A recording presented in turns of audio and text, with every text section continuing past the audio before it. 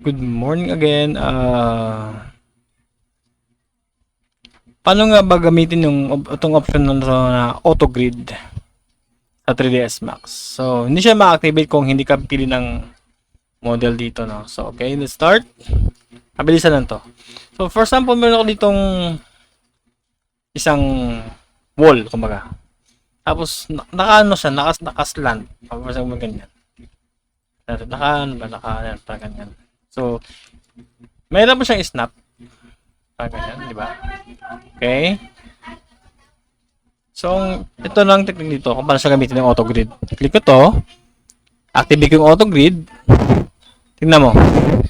Nagawa siya ng sarili niyang platform, kumbaga. Yan. So, kung titingnan mo sa top, yan, na-follow niya yung kung saan yung nakalagay na wall. Ayan siya. Pero, masama mo nagawa tayo ng bilog. Ito yung problema. Hindi natin magawa ng auto grid yung bilog. Ayan siya.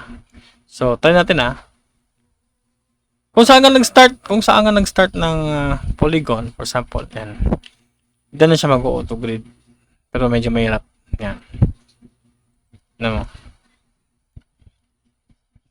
Sa mga rounded areas, hindi siya maganda. Yun ang purpose niya. Pero mostly talaga ginagamit ito sa mga flat area. Ganyan. Tapos gusto ko maglagay dito ng cylinder. Auto grid. Like ko yan. Yan. Yan siya. Automatic na ilagay niyan sa wall na kung saan mo siya ilagay yung auto grid. Okay. So, pwede may tutunan dito sa ating pabilisang video tutorial. Kung meron mo kayong gustong idagdag, magsabi na kayo sa akin at dating gawa na paraan. Hanggang wala ng tutorial. Sa manood, paalam.